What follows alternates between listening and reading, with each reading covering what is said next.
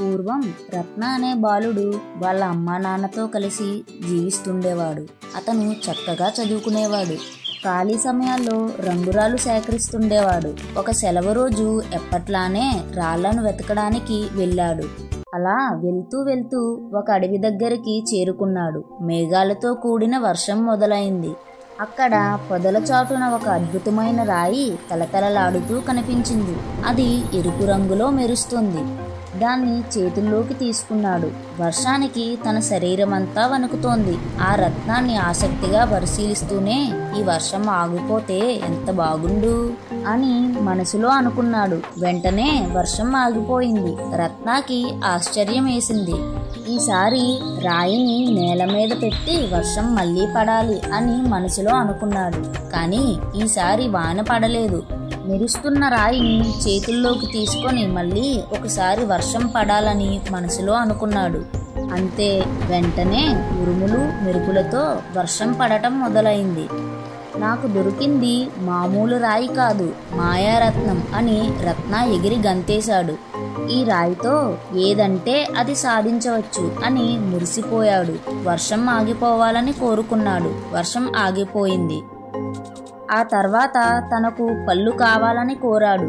వెంటనే రకరకాల పళ్ళు తన ముందుకు వచ్చాయి. పళ్ళను తిన్నాడు. అవి ఎంతో రుచిగా ఉన్నాయి. ఇలా ఏది అడిగితే అది జరుగుతుండేసరికి ఆనందంలో మునిగిపోయాడు.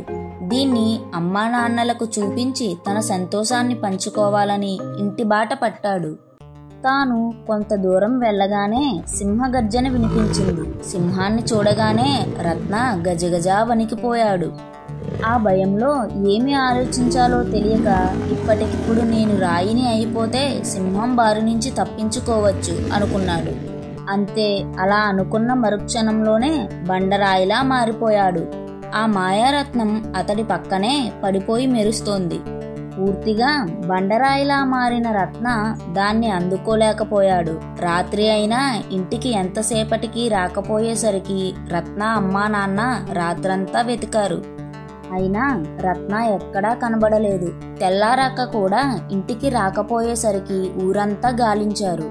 చుట్టుపక్కల ఊర్లు, బంధువుల ఇళ్లలో వెతికి చూశారు. అప్పటికీ జాడ దొరకలేదు. ఇలా నెల రోజులు గడిచిపోయింది. వాళ్ళ అమ్మ బెంగతో చిక్కిపోయింది. దాంతో వాళ్ళ నాన్న ఆమె మనసు శాంతపరచడానికి ఆ బాధ నుంచి బయటపడేందుకు షికారుకు తీసుకొచ్చాడు.